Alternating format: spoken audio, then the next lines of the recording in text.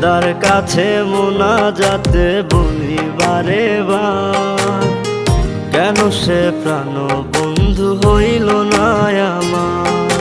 খোদার কাছে মোনাজাতে বলি বারে বার, কেন সে প্রাণ বন্ধু হইল না আমার।